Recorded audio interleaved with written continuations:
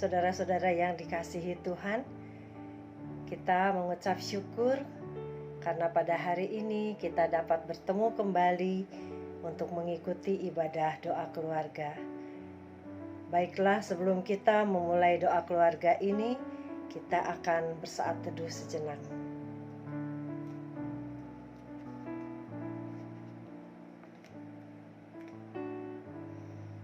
Mari kita menaikkan satu pujian dari NKB 199, bait pertama dan ketiga. Sudahkah yang terbaik kuberikan?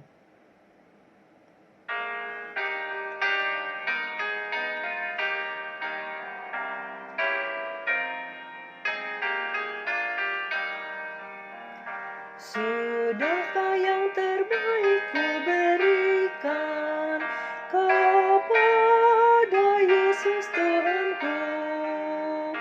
Besar pengorbanannya di Kalvari, diharapnya terbaik dariku.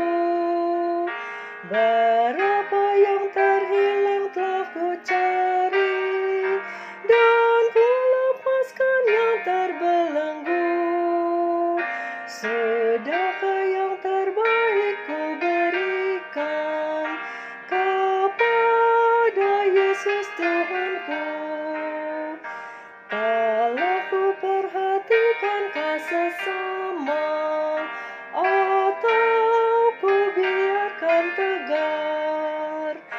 Ku patut menghantarnya pada Kristus, dan kasih Tuhan harus ku sebar. Berapa yang terhilang telah ku cari, dan ku lepaskan yang terbelenggu. Sudahkah yang terbaik ku berikan kepada Yesus Tuhanku?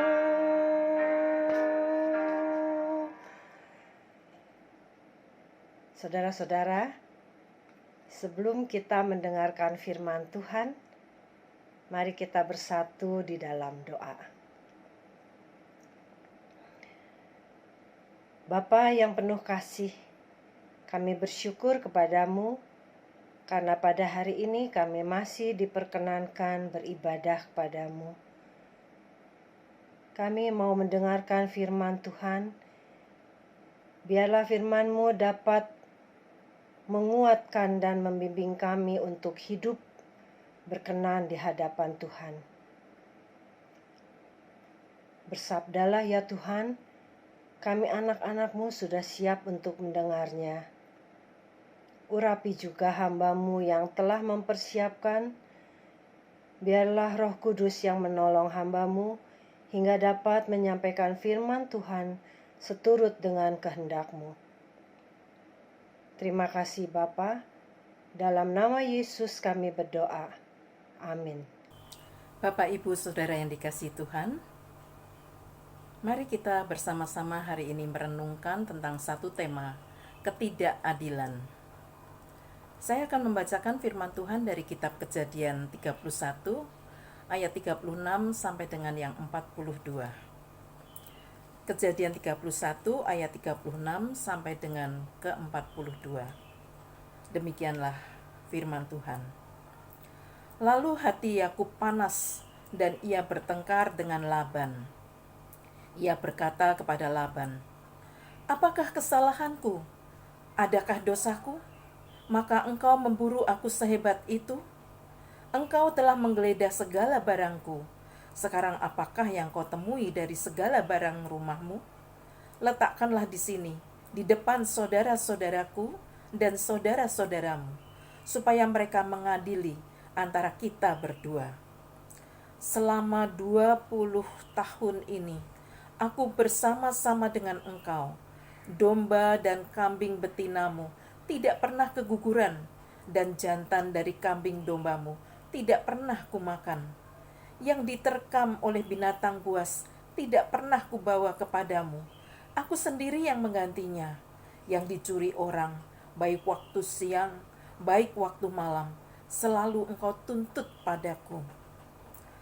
Aku dimakan panas hari waktu siang dan kedinginan waktu malam, dan mataku jauh daripada tertidur. Selama 20 tahun ini, aku di rumahmu. Aku telah bekerja kepadamu 14 tahun lamanya untuk mendapat kedua anakmu, dan 6 tahun untuk mendapat ternakmu, dan engkau telah 10 kali mengubah upahku. Seandainya Allah ayahku, Allah Abraham dan yang disegani oleh Ishak tidak menyertai aku, tentulah engkau sekarang membiarkan aku pergi dengan tangan hampa. Tetapi kesengsaraanku dan jerih payahku telah diperhatikan Allah, dan ia telah menjatuhkan putusan tadi malam. Demikianlah sabda Tuhan. Bapak, Ibu, Saudara yang dikasihi Tuhan, hari ini adalah Hari Buruh. Hari ini banyak negara memperingati Hari Buruh Internasional. Hari Buruh mempunyai makna dan sejarah yang begitu penting mengenai kesedihan dan perjuangan para buruh dalam memperjuangkan haknya. Hari Buruh adalah satu di antara momen yang diperingati berbagai negara, salah satunya Indonesia.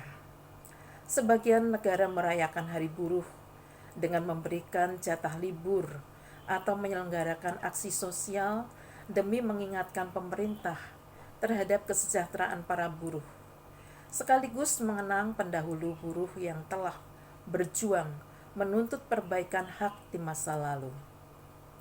Hari Buruh tidaklah lahir begitu saja. Ada sejarah terkait. Awalnya Hari Buruh terjadi karena adanya gerakan sekelompok buruh di Amerika Serikat yang menuntut perbaikan hidupnya, mulai dari jam kerja, upah, dan iklim bekerja yang dinilai kurang sehat pada masa itu. Mereka membentuk aksi mogok bekerja selama kurang lebih seminggu lamanya. Awal Mei 1886, ada sekitar 100.000 buruh yang bergabung dalam aksi. Namun selanjutnya mencapai 300.000 demonstran, para buruh yang mogok bekerja. Aksi mogok kerja tersebut membuat pemerintah dan para kapitalis geram. Bukan hanya mendatangkan kerugian, tetapi iklim tempat terjadinya aksi menjadi tegang. Saudara, masa pemerintah menurunkan aparat polisi untuk mengamankan situasi. Akibatnya, ada beberapa orang buruh yang terkena tembakan dan aktivis buruh pun ditangkap serta diadili.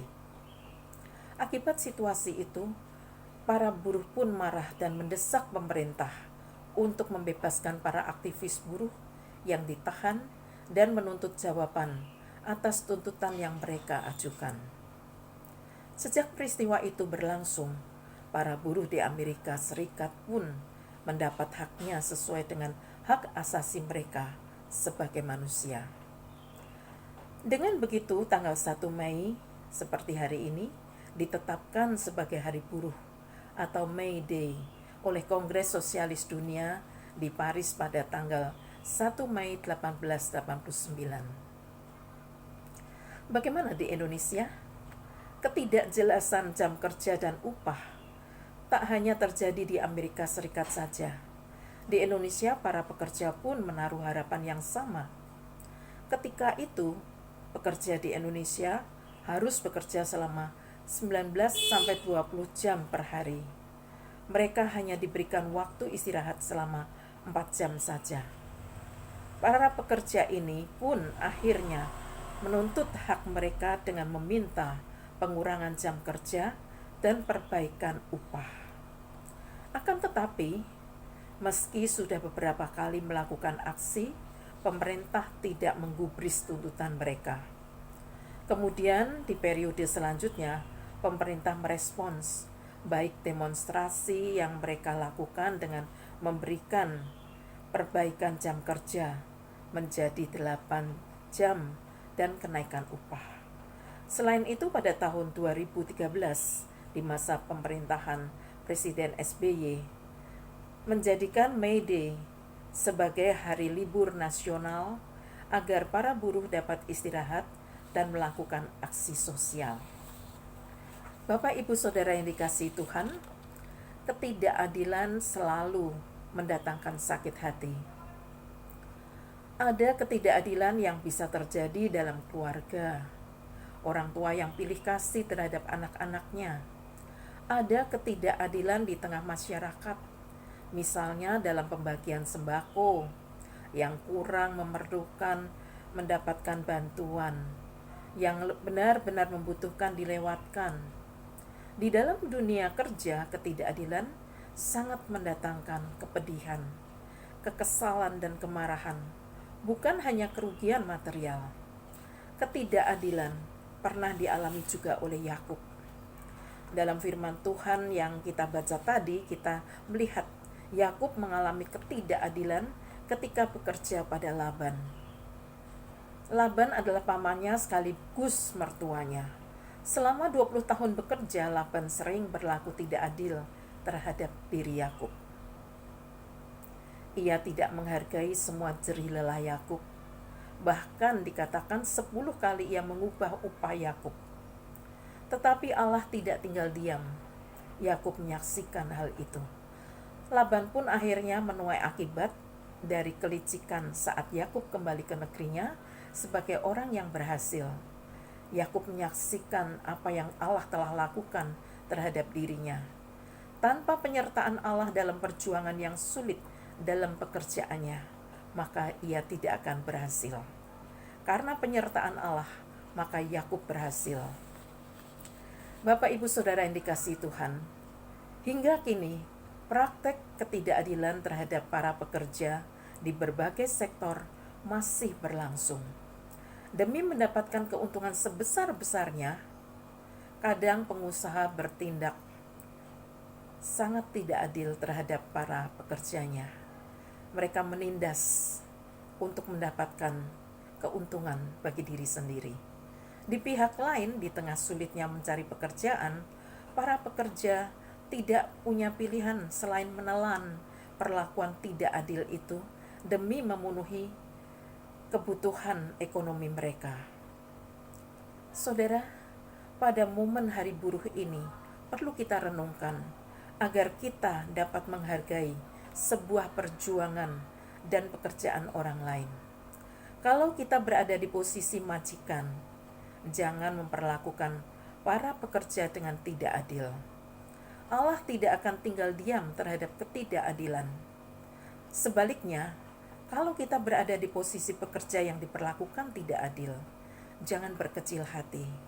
Allah selalu punya cara membenci ketidakadilan. Allah bisa memutarbalikkan keadaan. Kita dapat menaikkan doa, yaitu seperti yang tertulis di dalam Kitab Ratapan 3 ayat 59. Engkau telah melihat ketidakadilan terhadap aku ya Tuhan. Berikanlah keadilan. Selamat Hari Buruh. Amin.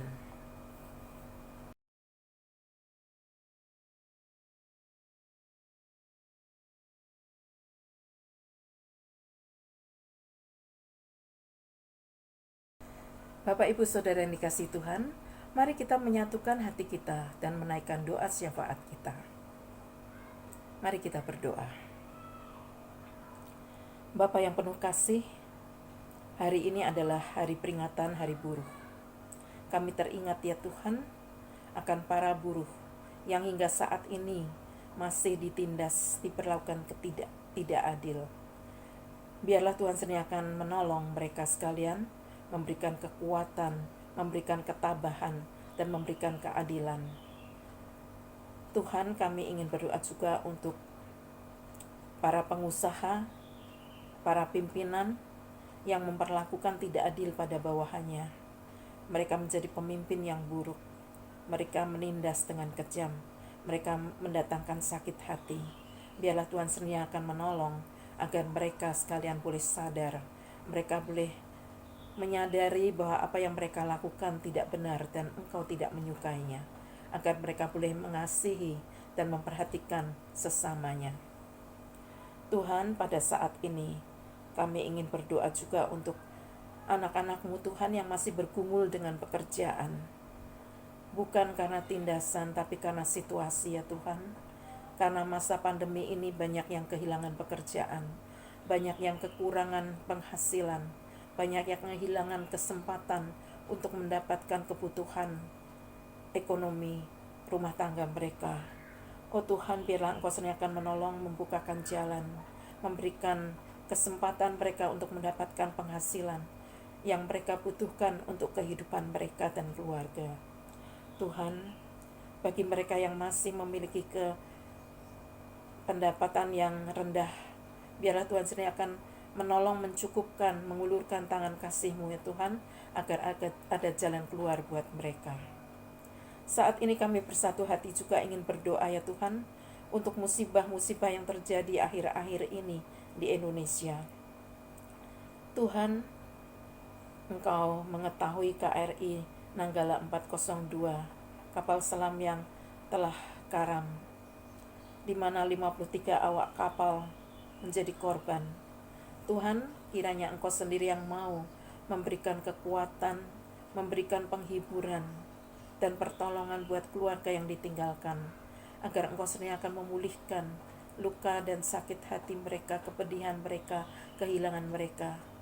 Tolonglah mereka sekalian Tuhan yang kehilangan orang tua, kehilangan suami, kehilangan keluarga mereka. Saat ini kami ingin berdoa juga ya Tuhan, untuk mengungsi korban banjir dan gempa, tanah longsor dan sebagainya Tuhan, kehilangan rumah dan kehilangan harta, buat mereka sangat menyusahkan.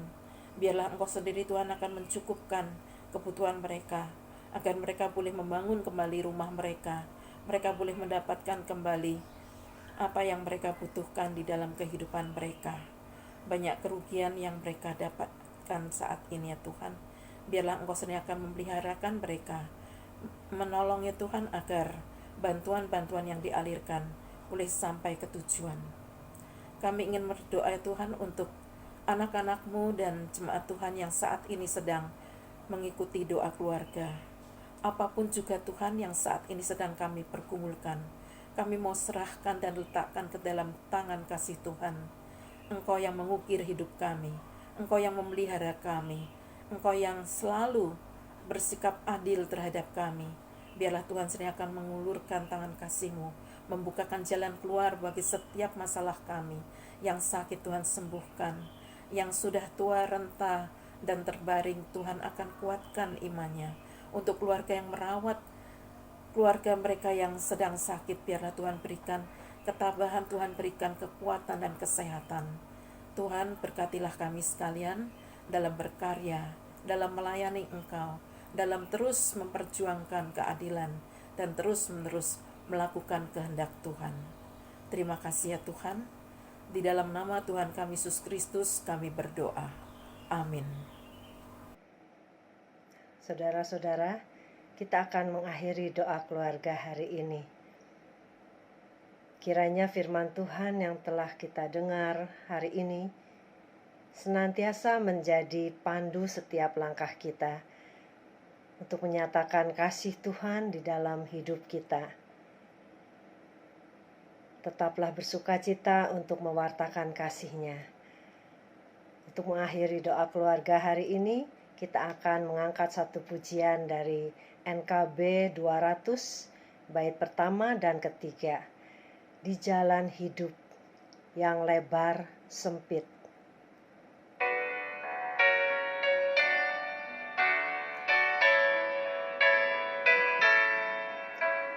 Di jalan hidup yang lebar sempit, orang sedih